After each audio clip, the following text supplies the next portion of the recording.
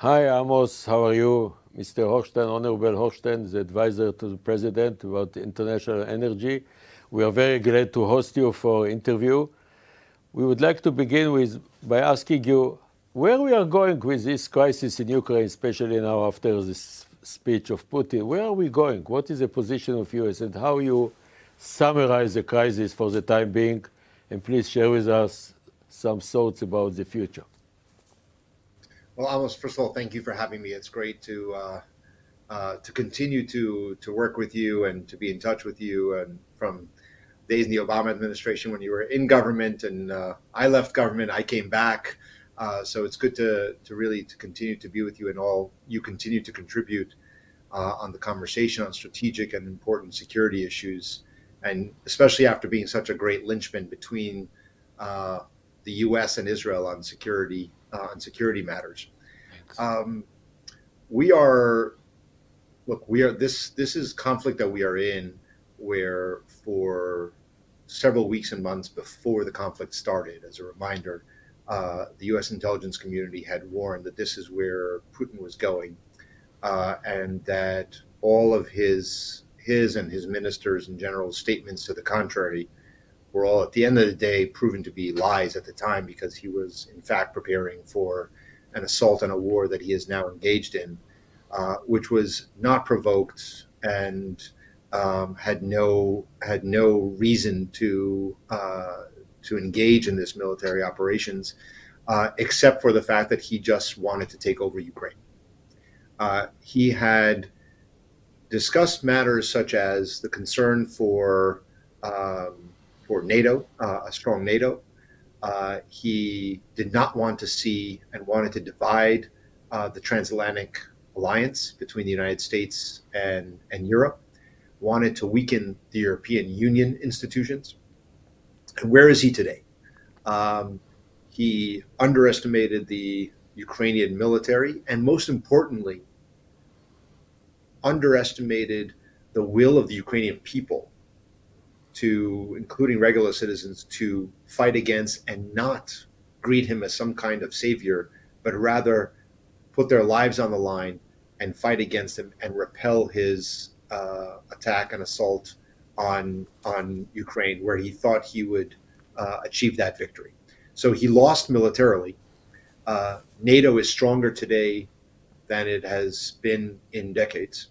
The EU institutions have done a remarkable job in being able to do exactly what Russia and frankly the rest of the world thought that they wouldn't do, which is stay united and impose painful sanctions, even if they had a pain associated with them in Europe.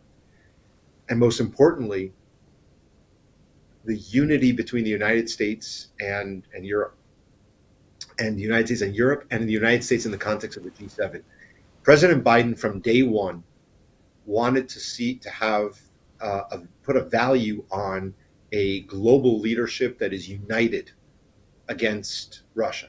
And I think that has been the single most important element in the world standing up to the atrocities that Putin is committing there. And being willing to do wave after wave of sanctions, making clear that it is serious, it is long term, and it will be lasting. So we're going to have to continue to support the Ukrainian people, the Ukrainian military, to ensure that it has what it needs to defend itself against this assault. And we will have to continue to work together with the European Union and our allies in Asia and around the world to have a tough economic response to this war. So I see this as having two layers in parallel. One is the military side, the other is the economic. And they're right now operating in parallel and interconnected with each other. Russia, at the end of the day, has one leverage, and that is the energy sector. That is what it's been holding as a sword over the heads of several countries in Europe. That is what we are going to try to weaken and to diversify away from. But it will be part of the broader strategy that the U.S., Europe share in ensuring a joint and consistent battle plan against Russia's efforts. How do you see the Iranian threat today? It seems to me, I'm not sure there will be agreement. So what is the scenario with agreement? What is the scenario with lack of agreement? And how we are proceeding dealing with the Iranian, strategic Iranian threat from the American point of view? It's a very important issue for Israel. Well, I don't want to get ahead of the president or ahead of others in the U.S. government and Rob Malley, who's our chief negotiator. But I think the most important thing to look at it as not to listen to whatever the headlines are saying from time to time, since the predictions in the headlines have been wrong and off.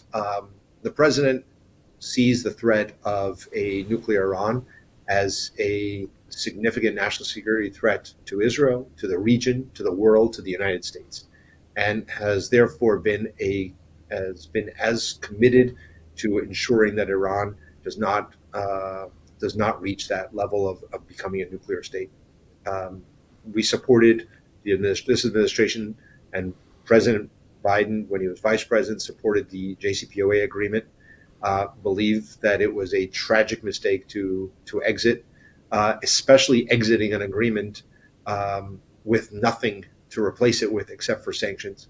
Unfortunately, sanctions have limits to them as well, and we know where Iran is today, increasing its capacities.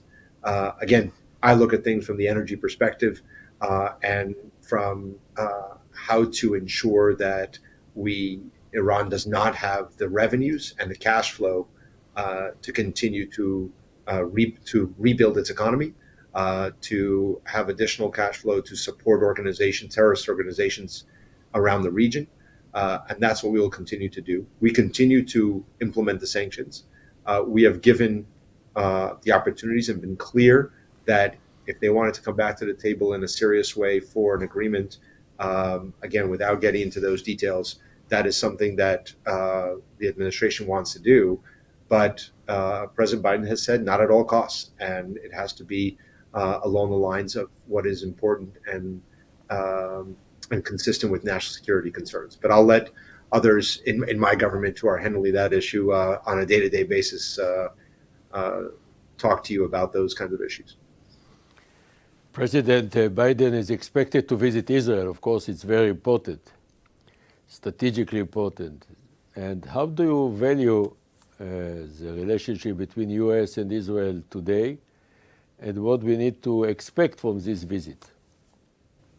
Well, first, let's set the stage.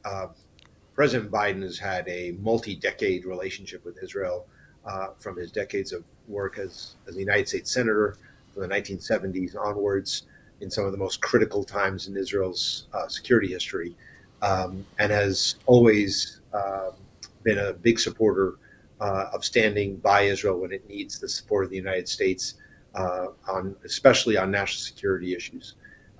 That has been true from the day he entered the Senate, from his first visit to Israel that he has talked so much about, until today as president. And I've traveled to Israel with him when he was Vice President Biden, and I'm pleased that he is going to be going as President Biden.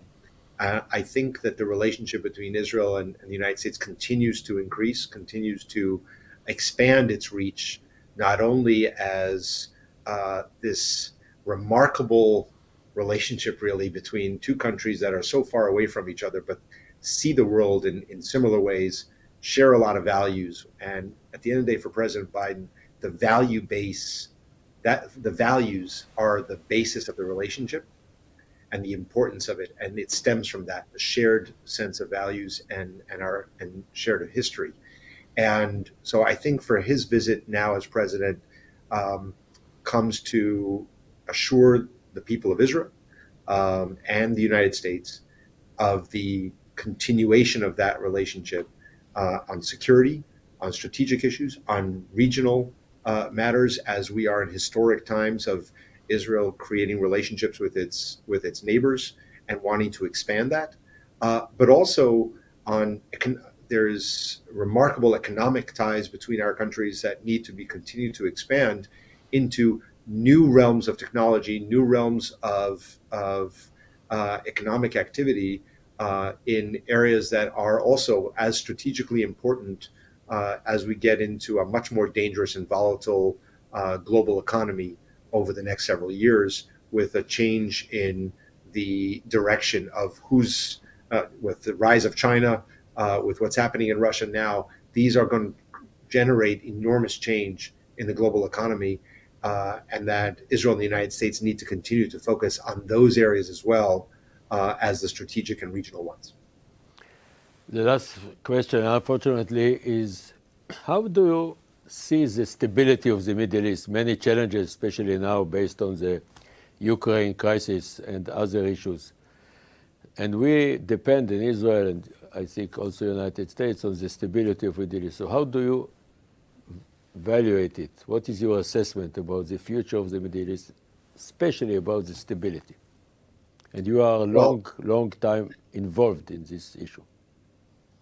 I may be a bit out of off topic on or outside of the consensus. I'm actually very optimistic about the Middle East. I think when I look at the Middle East today, I see it through a few lenses. One, there continues to be a strong commitment of the United States to the security of the region. That has not changed at all. I know some have questioned it. It has not changed at all. We are continuously supportive of stability and of security of the region, and specifically of our allies and friends in the region. Number two, the changes in the relationships between Israel and through the Abraham Accords between Israel and its neighbors is, I don't see it as static. It is not a one-time event. That is a process that will, instead of seeing it as the big announcement, it is now strengthening, and I believe will expand to other countries, may not be in full recognition and full relationships, but in deepening of already existing ties and creating new ones. Three, I think that when I look at the leadership in the region and it's transforming, these are countries that really, for decades, talked about how they would diversify their economies. Because these were, at the end of the day, these were oil countries that made a lot of money when oil prices were high and were able to build up their countries around that, with suffering through the dips in oil prices as much as they enjoyed the peaks. But over the last few years, the leadership in Saudi Arabia, the leadership in UAE and Qatar have really diversified their interests, their investments. They've now become global investors. And as they transition their lens and their focus away from just internal and oil markets into becoming global investors, that has made them investors in stability. That has made them investors to some degree in their own disruption. So if you think of an oil country like Saudi Arabia making a major investment into electric vehicles, which ultimately is what would eliminate the need for oil. So this is something Saudi Arabia a few decades ago would never have done. But today it is looking much more strategically and invested in a company today called an American electric vehicle company, where Saudi is actually going to manufacture some of those electric vehicles in Saudi Arabia, as well as in the United States. They're looking at expanding the interconnection among countries in energy in the region, something that in the past has been fraught with a lot of challenges. So I think that it's not just about making money. It's about diversifying their interests to the broader international community, which means that upheaval in the world, wars anywhere, and which lead to economic disruption and global economic slowdown, have a direct now impact on countries in the Middle East. So therefore, there is now not only a strategic, but a social and economic interest to invest in stability.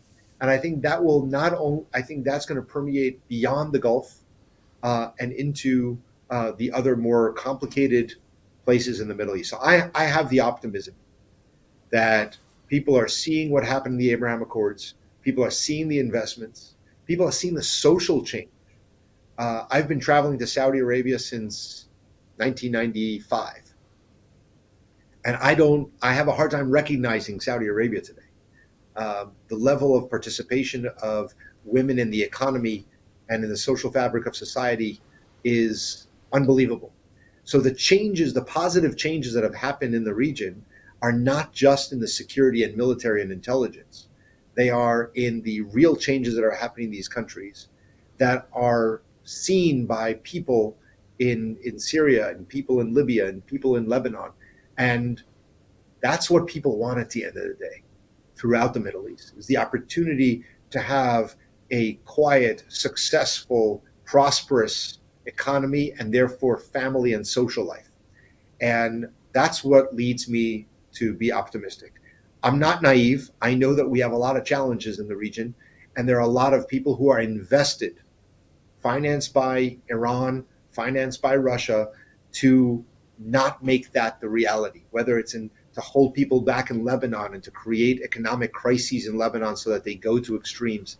But I think it's our job as the United States to remain involved as we are and to encourage stability and to bring about more prosperity so that we can, these issues have to be interlinked and interconnected between economic prosperity and political stability. That's what is the model that I think has already worked for the Middle East. This is not trying to I'm not trying to import or export new ideologies into the Middle East, but rather to bring about the kinds of changes in government that will increase the livelihoods and the standard of living and therefore the stability ultimately of the region. And I think that model has already worked in the region, and there's no reason why it can't do that. I think Israel has a critical role to play in that, in this new strategic reality that we live in the neighborhood. And the United States, especially in this visit that President Biden is going to have, wants to be a partner with Israel in advancing this kind of agenda throughout the region. Mr. Amos Hochstein, thank you very much for sharing with us your qualitative thoughts. As usual, I enjoyed it very much, and I would like to thank you, and I hope to see you soon. Thank you very much, and take this opportunity to thank you for all our friendship and partnership for a long time. Thank you very much. I really appreciate you. Thank you very much. Thank you. It's been a pleasure.